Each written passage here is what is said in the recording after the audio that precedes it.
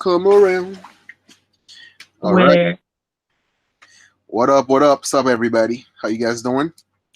This is the ArtBenaca, and this is serious? Serious. What's going on, Serious? Oh, nothing. Chilling. Same old. Yeah. Yeah. How's the weather over there in Poland? Today was actually really nice. It was Yeah. very nice. But I think I don't know if it's a cold that I have or it's my allergies, but it's got me all stuffed up. Uh, that happens. Yeah. It was pretty nice over here. Right now I'm in PA. Okay, I'm heading to Wisconsin tomorrow. I think. Yeah. I'm heading that's over. a nice drive. Hell yeah. But like I said, I'm all over the state, man. I can't wait for you to come down here so we could actually travel together. That would be fun. I love to travel. I know. Yeah. So right now it's raining. So hopefully the connection doesn't get cut off. Oh, if it's raining, it's gonna be a cool night, right? Yeah. Exactly. So I don't have to. So I'll be able to fall asleep quicker. Yeah, that's good. All right. So human nature versus human culture, or vice versa. However the title plays it at. So it has somewhat been inspired by Shaolin Fantastic. With the clip that he's been playing. I haven't seen the other two videos yet, but I thought it was an interesting. I thought it was an interesting topic, as where do you know where do we stop giving into human nature and actually being dictated or confined by human culture? So what do you? Well, um, well, I think it's definitely an interesting concept and a topic because we're looking at human nature, but human nature goes back to our animalistic side and back to the civilizations that we used to have before modern technology, before modern machinery, before modern culture. So now it's almost as if we're considering both genders are having issues with the opposite genders or the opposite sex's nature. So men consider female nature being toxic because it doesn't fit modern society. And men consider male nature toxic, and women, sorry, consider male nature toxic because it doesn't fit modern society. And I think a lot of people are missing the point that our society isn't structured to be natural. So we can obviously our nature that is natural doesn't fit it. Mm. And I think that's where a big Well, problem well, arise. do you think the conflict arise due to the conflict arise due to the contradiction that goes on with the nature versus the culture? Well, in a lot of the a lot of the things that we consider as human nature doesn't work with modern culture. Yeah. So we are trying to go against what our nature is, and we are confusing each other. Our roles are confused. Neither sex. I don't want to say gender because that's a whole other topic. But neither sex knows what role we're supposed to fill. And I think women are more progressive and want to move forward, while men, especially those who feel like masculinity is being attacked, they want to kind of go back a little. So it's the similar argument between liberals and conservatives, only No, that displayed in sexes. It that is very similar. I kind of disagree with you on that, because some men actually wants to go back, just like some women wants to go back. What I mean by this, right? Like for example,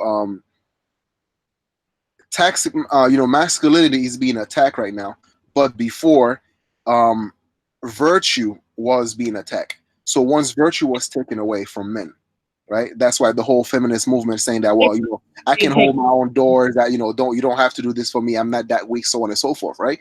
So then the aspect, because we have multiple facets with us.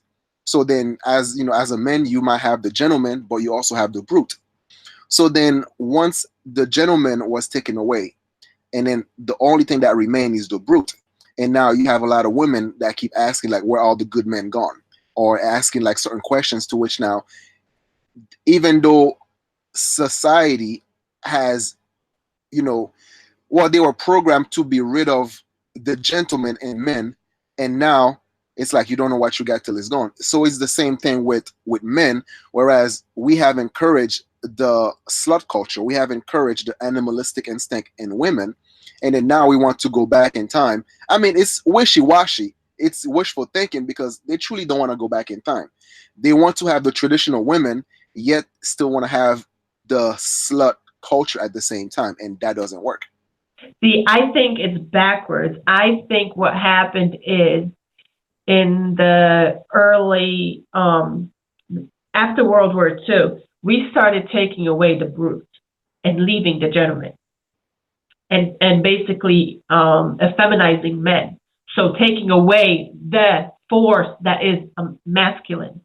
And with women, we started giving it to women. Okay, women started becoming not so feminine and delicate and gentle and more, psychologically manipulative, because that's where our strength lies. And, be this pretty little flower and pretend that I'm weak so you can do everything for me type of mentality. And women started gaining all this power. So what power was taken away from men, the force that was taken away from men, has been given to women. Mm-hmm. Right? Because like I was telling you the other day, we have built this environment that we thrust women into, or women thrust themselves into. That we can argue which way it went, right? It could be, but the workforce, women went into the workforce. The workforce has been structured to fit men. It's competitive. It's, it's hard on the psyche. It's hard on the body, and it can kill quite early, because of the stress levels in it. So it has to actually become a little bit more masculine in order to thrive in the workforce. That's why when you see women in careers, I don't care how much they want to pretend they are women, their personalities copy men. Well, that also, I think, had a huge impact when it comes to the divorce statistics that we face, right? Because let's say that if there's no one actually, there to appease the load, to, take on the nurturing role in the relationship, then what you have is two stressful people coming from a 9 to 5, and then they're just at each other's throat. That's right. What you have is somebody who competes at work, comes home, and competes at home. Yeah. Yeah. So, but this is the thing, though, right? Because this is how I see it. Yeah, women, whether voluntarily or not, thrust into to work, we first have to look at during the war period, right? Where, I'm sorry for interrupting you, but I do know that there has been a lot of information coming out saying that a lot of women actually didn't want the right to vote, didn't want to go into the workforce. It was during the wars that they got thrust into the workforce because there wasn't enough men. And then once they what I was going to point out, actually. Sorry for it. Okay, go ahead. Oh, no. Well, I mean, I wasn't. No, not the whole right to vote thing, because I wasn't gonna bring that up, but the thrusting into the factory work, the things that men used to do before the war. So then but as you can see now, because there's a less manpower that is required when it comes to war. As you can see now, women are slowly backing out of the work field. They're actually taking on more jobs at work from home. Not more women per se. What's happening right now is the standard of living is high. The cost of living is high. So what's happening with a lot of people, not just women, but people, they're taking on more than one job. Mm-hmm. And what's happening is men do one job and then another. So you'll have a man, especially who works, let's say, in an office. A man who works in an office will come home and work over. And a woman will do the same thing. And what's happening is rather than joining forces, right? Mm-hmm. So you have two people in a household bringing in two incomes. You have one person in the household bringing in two incomes because one isn't enough. Okay. But this is this is how I see culture and nature takes a different type of toll, right? Because culture comes from a set of tradition, and traditions change over time based on whether it's no longer accessible or it's no longer it no longer has a level of influence on modern society. So, for instance, the the whole thing of a woman have to wait till she's married to actually before she gives it up. That tradition had become obsolete due to Was the that ever so-called. a tradition? Was that ever really a tradition, or was that just a front? It was just a front. It said by, guess who was it was said by the church. Yeah, exactly. So you have all these different Can I see it? ideologies. Really, That is I'm hold sorry. on, right? Listen, right? You have so many different ideologies that has been thrust upon people, and as a level of propaganda, as we're looking at even today, right? When we're looking at today, whereas the thing that we think it's our own ideas has been carved towards us to fit a particular, box. Like I want to be like my idols that I look up on TV. I want to be like this person, like that person, and you don't even know that the design, the image you try to portray was not crafted by you. It was crafted by someone else, and you just following the trend, and you thinking that you actually have a mind of your own. Well, before we move on to that, what I wanted to say, which I thought was really interesting, is the concept of the woman must be a virgin before she gets married or at marriage was thrust on people by the church. Isn't it funny how atheists are now claiming the same thing? So they're saying that the church is wrong, religion is wrong, it's just old traditions that are against human nature, but they expect the same out of a woman.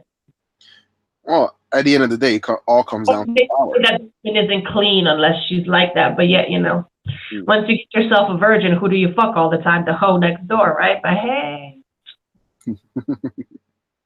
at least you can show off the virgin to everybody, I guess. I don't know. I don't know, man.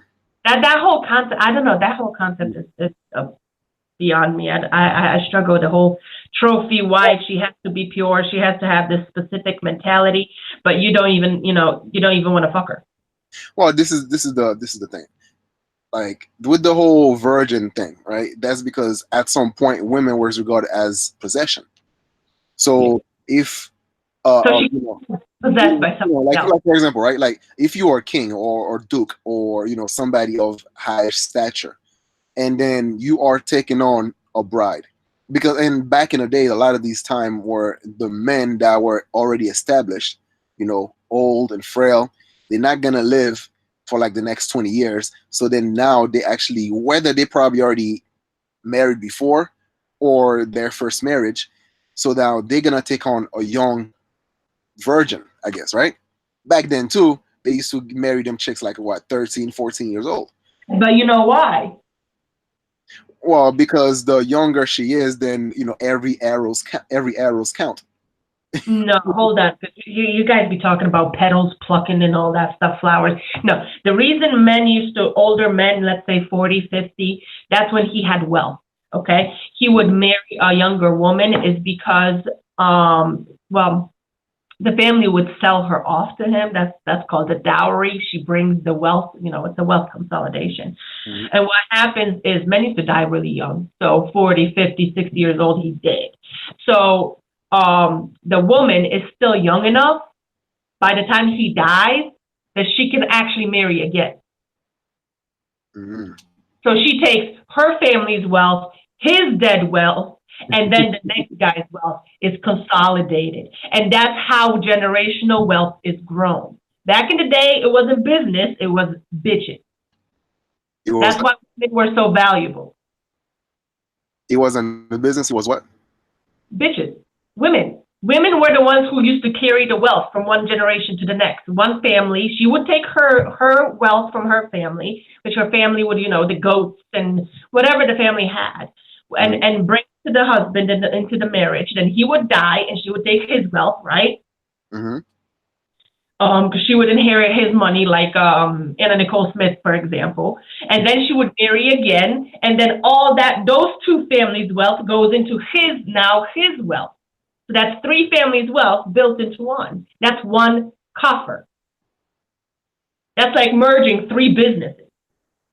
Mm. Yeah, but out of all of that, though, then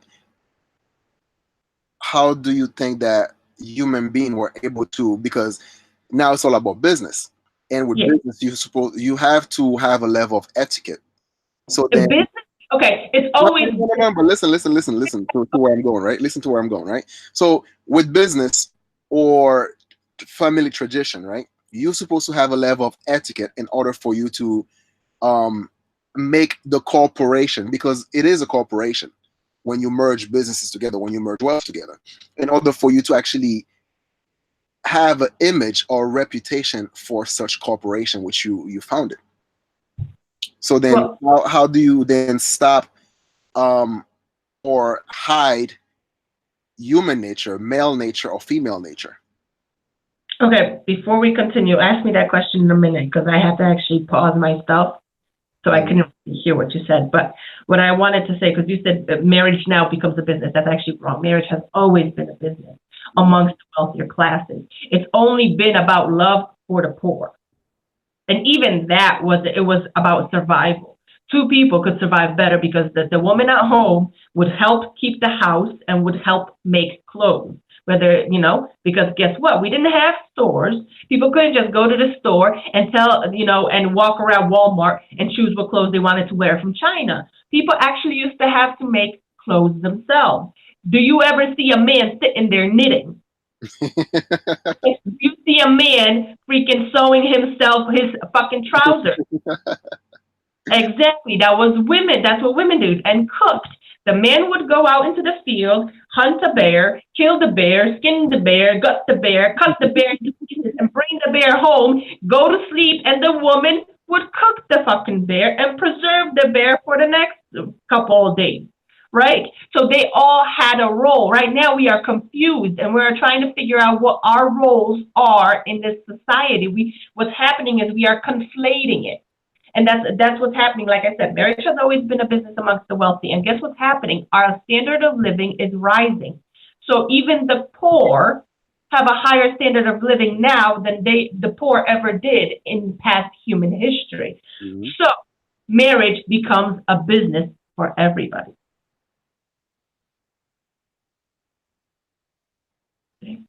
Shit, I forgot what I was gonna ask you now. I'm sorry. See, that's why I have to write things down. Yeah. All right. So everything now we're looking at no, I don't want to like touch too much on that subject with marriage and stuff like that. That's something that we're saving for another time. But Yeah. as far as etiquette, right? As far as tradition. So Mm-hmm. tradition actually allow us to behave a certain way in the society which we find ourselves in a way to have to go along with the grain.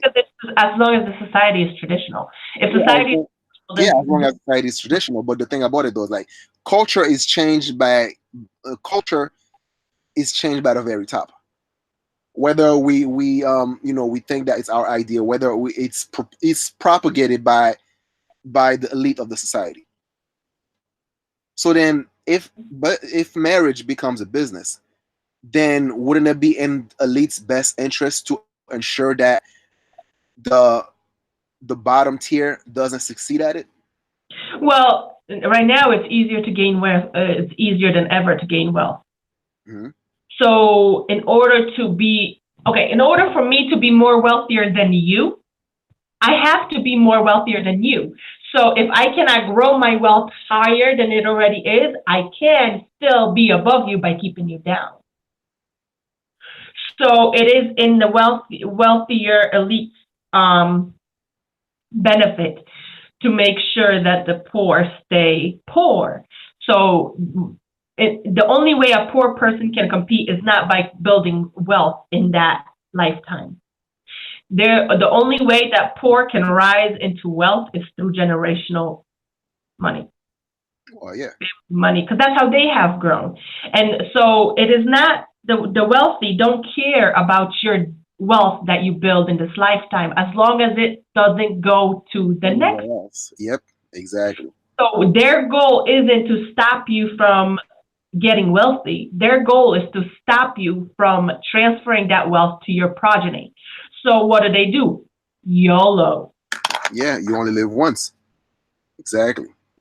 And who is the biggest tool of propaganda if not famous people?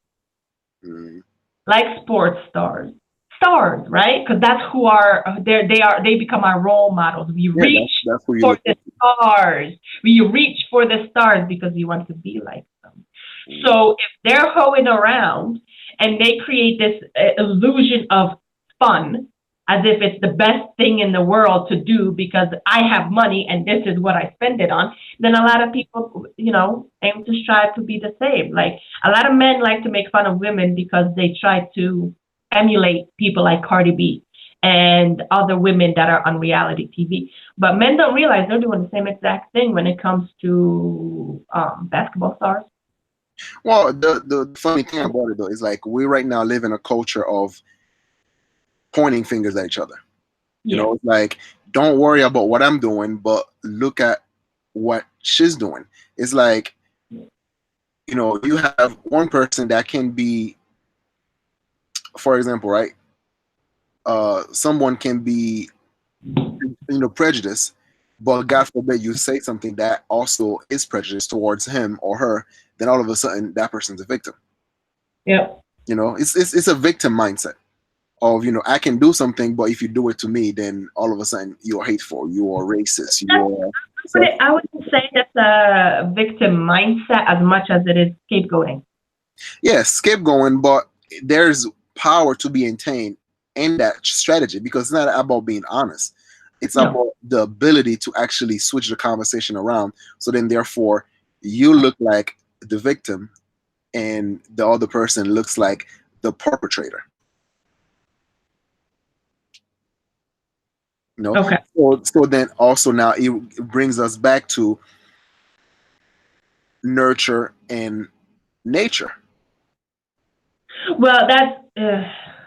All right, go ahead. Go ahead. You have the free range. Go ahead. Dude. I Like, think a lot of issues that's going on is because we have lost our connection to virtue. There is no virtue in the world. And what I mean by virtue is, okay, let's look at the definition of the word, right? Because we like to throw words around, but nobody really understands the concept and the definitions. Everybody loves changing words nowadays. all right. So the definition of virtue, there is multiple ones. Some is, I think, one of the biggest ones is the conformity to a standard of right, Mm-hmm. right? Which is like a morality. And that is missing because it's a dog eat dog, which means in order for me to rise, I have to step on you and everybody in front of me. Yeah. And what's happening is we're doing this, like I said, we're competing at home. It's the same thing. What happens when a husband comes home from work and a wife comes home from work? And they're both tired and they're both worn out and nobody wants to do the housework. It's a argument of who had a worse day.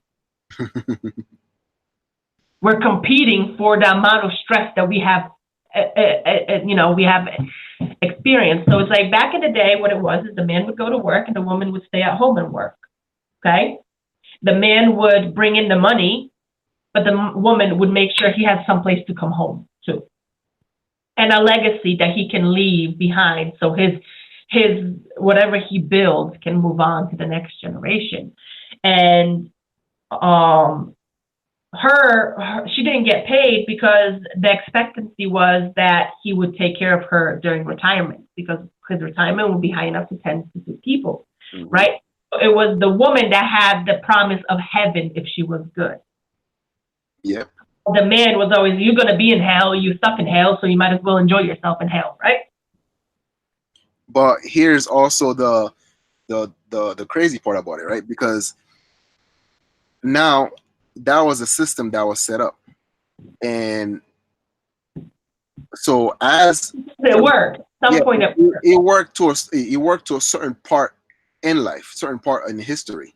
But then again, one thing starts to change about when the men now, they start actually, leaving their wife of 20 years or 30 years for a newer model or a newer version, right? You know when that happened? You know when that happened? I will tell you exactly when it happened. When the man stopped Of capital. working in the field and started working in an office with women.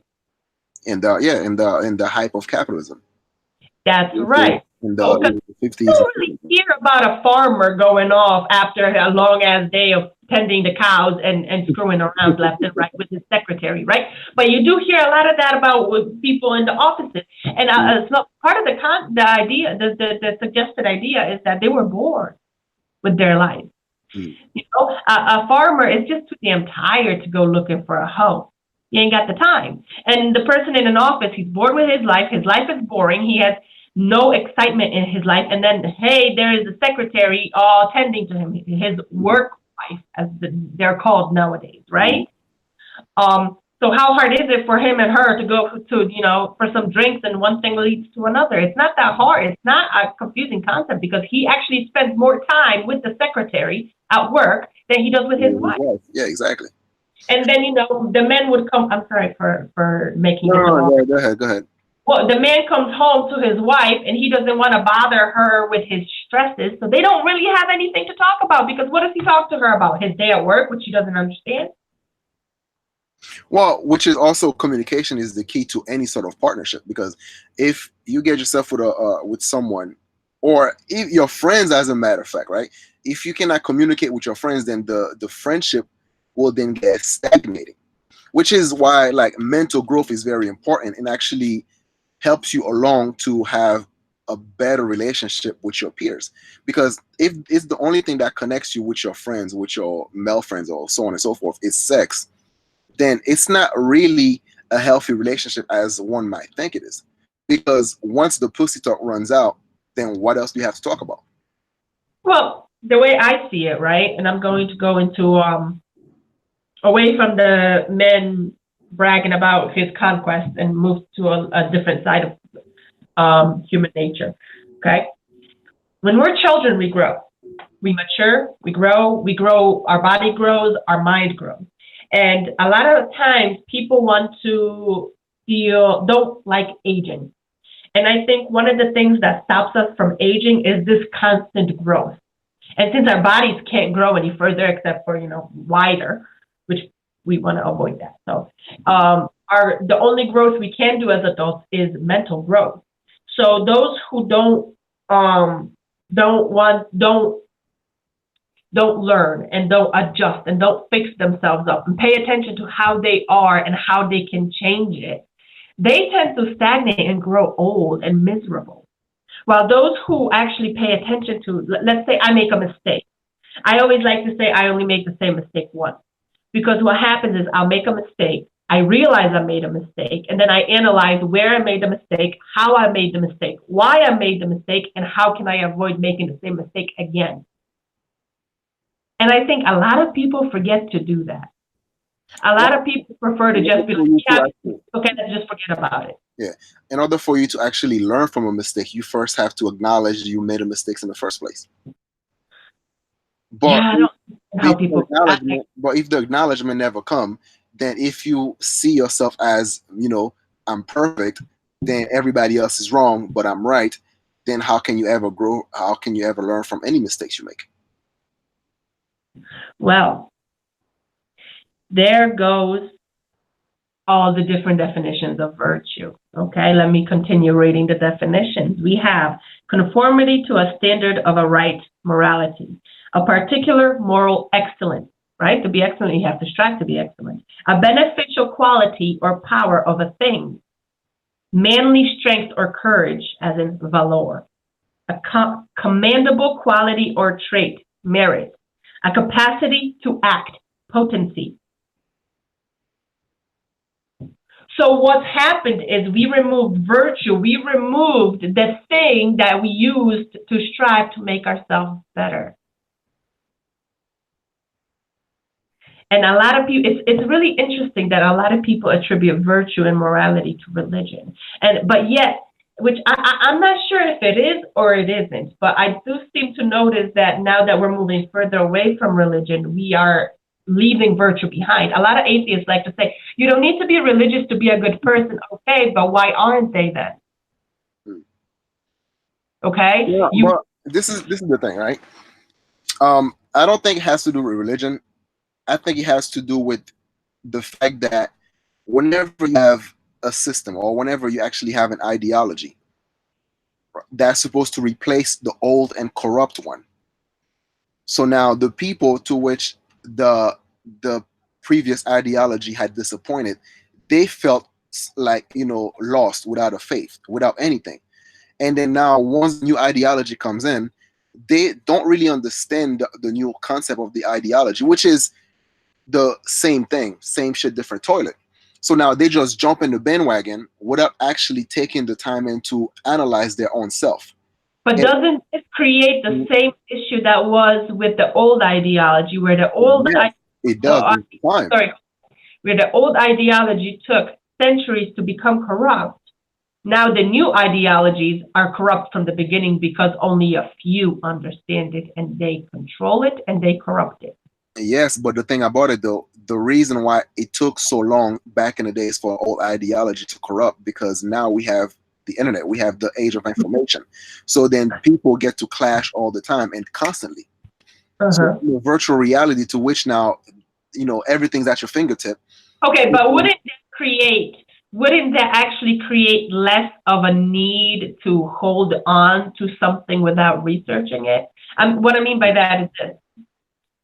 If we have knowledge and the information at our fingertips, shouldn't people be more interested in discovering the lie rather than believing it blindly? True, but the thing is, the same people that don't want it, doesn't benefit a group of people for the population to be virtuous, because we are a consumer population. So then what do? We take, okay, it's human nature to take the path of least, resistible. I mean, the path of least resistance. So then it's hard to be virtuous. It's hard to actually stop yourself from giving in to your nature. Yeah. So then all it does now, a lot of this ideology does now, it actually gives you excuses as to why you should give in to your nature. Yeah. No matter how well intentioned it was in the beginning, right? Exactly. No matter how well intentioned it was at the beginning. So it's like, I can do this because, well, someone else was doing this to, it's like, you not making up an excuses, right? It's like you uses the truth to actually carve up a lie. You are provided justifications for whatever. Yeah, for whatever you decide. Yeah, exactly. You go to www.imright.com. Yes, just like I don't like online debates nowadays. It's very rare that I get into a debate because I can show you evidence to prove any argument you want to hear. Mm-hmm. It doesn't mean the evidence is actually correct. It just means the evidence. It's like remember how we used to say back in the day, like in the early 2010, 2011, we used to say, if it's on TV, it must be correct. Well, nowadays, it's like, if it's on the internet, it must be correct, right? Yeah. Could be further from the truth. The interesting thing is it's sometimes the statistic gets manipulated as well. Yes, and but you know why? Because people don't actually read the statistics, they read the articles. And the articles create a framework. Mm-hmm. Create a narrative that they want you to hear. It's like the difference between asking you, would you like 2,500,000 or would you like $250,000? Well, 250,000 and $250,000, yeah. Which one would you prefer? Well, obviously the $250,000 sounds a lot more appealing. Sounds like a lot more, right? Yeah, exactly. But it's the same thing. Yep. So, I think, I'm not a numbers person. That's your job. I'm a wordsmith. You're a numbers man. I know. Well, I'll leave the number to me. All right. Yeah. So, now,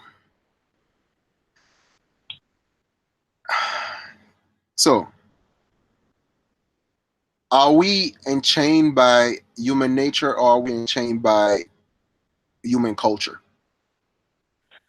Both. What's happening? This is why we have the confusion, because we are building a new culture. That's why so much of the old is being destroyed, because we want something fresh and new. And the problem that's happening right now is we are throwing out the baby with the bathwater. It's almost like we need to burn it all down in order to become that phoenix that rises from the ashes. And so, the men are, as much as the men like to claim that masculinity is under attack, which it is, but so is femininity. And what's happening is men, it's not toxic masculinity as much as it is uber masculinity. Those who claim to be masculine are extra masculine. Okay? It's almost like cartoonish. Oh, yeah. And women, and even women are extra masculine as well. So when there is a woman that tries to become more feminine to showcase that, oh, look at me, I'm more feminine, I'm the female, right? She's extra. She's very cartoonish. She's like Marilyn Monroe, which actually isn't even the woman. Marilyn Monroe is a cartoon character. It's an archetype. But the thing is, like, what we are witnessing today, a natural archetype. She's an over exaggeration, and the men are an over exaggeration. Yeah, but the thing is, what we are witnessing today is the same thing that constantly happen in every revolution. Because like it's a revolution of the mind, and only a few would actually know enough to actually get the wisdom that is necessary out of this equation and actually kept what is working. Because when you're looking at human behavior, right? Human behavior, and that actually, okay, I think human behavior is there, and then create culture as a way to prevent backlash from human behavior. So what I mean by this is that our virtue comes from the aspect of what happened before that didn't work, that actually brought us harm than good. So for example, a man, you don't sleep with another man's wife because the backlash could be violent. You don't steal because that the backlash could be you ending up in jail and so on and so forth. Or you don't do certain things because of the repercussion, the karma that comes with it. And over time, then those rules no longer have to be written. It just like stick around for like God knows how long. You don't even remember how it actually came about.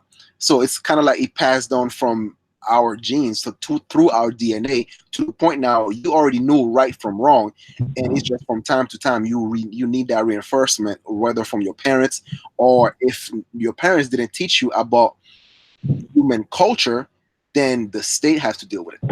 And this is where I think I wouldn't necessarily say the state as much as the society, because it's not. We don't always have to call the cops when we're dealing with people that haven't been actually raised properly. Yeah, that's true. That's why when I see a spoiled kid around and the mom's just kind of giving in, oh man, I want to whoop the mother's ass. Because then, that child's going to grow up to be a little bitch or a little asshole, pardon my French, that the society is going to have to deal with. All because she didn't want to do her job. I consider that child abuse. Maybe not child abuse, but child neglect, definitely. Yeah, but check this out though. Everyone have a role to play in life. So because the parents didn't do a good job raising their kids, right? So then their kids grown up and they become part of the lesser society, the bottom of the pyramid, which everyone have a role to play. So it's like you either invest in yourself now or you don't, and then because time is linear, time you can never get that back, and therefore the longer you actually stagnate, and whether you are a cunt, whether you actually possess certain behavior to which society doesn't want to deal with you, so then now you become a person to which your net worth, when you're like your virtuous net worth is bankrupt. Yep. Okay. So which means that, like, in order for you to actually succeed in society, you then have to actually confront and actually conquer your nature. Well, that's for everybody. Yeah. That's why, you'll notice that a lot of times a kid who's overly protected, once they're on their own, they end up losing their minds a little bit. Oh yeah. Because like Just like a kid, freedom. just like a kid who's underprotected. So it does happen. Everybody has to veer off the path. Mm-hmm. The question is, are you going to go back on that path when you're ready, or are you just going to stay in the hell that you created? Oh yeah. And which is, I think we all have a big, I think we all have a bigger role to play in our own success and failure than we actually want to admit. And the whole finger pointing is just a lack of accountability. Well, we're like vampires. We don't want to look at ourselves in the mirror because there's no reflection, right? Mm, Because true. once the reflection's there, you actually have to look at your own demon and realize, shit, I'm the bad guy in my own story. Yep. And that's hard, man. That's hard. That's hard to face. Yeah. And I think that's part of virtue as well, to be able to actually look at your own failure and look at where you can actually become a better human being, a decent human being. So then that would actually bring you more success in life. But now the question is, how does being a virtuous person benefit you in this society? Because we all been told that, good guys Okay. in the class. I can't Or listen. We haven't put our timer on this time, right? no, All right. What was the question? How does being a virtuous person benefit you in this current society? Because the propaganda has always been good guy finish last, or good people get screwed over. That's how it's being advertised. So then, what's the incentive for a person to be good, to actually be okay? a decent human being? All right. That is going to be answered in the next one. All right. Well, Or at least it's going to be discussed, because I can't claim to be able to have the answer for it. But I would love. I look forward to discussing that further. But let's pause this. Let's yeah, start a new podcast, because it's gonna. I don't want it to be too long, because people and goldfish, attention span. makes Short sense. and sweet. All right. So this is ArtBenaca. Stay tuned, and this is the lovely SyriEyeS. Yeah. All right. Talk to you Bye. guys.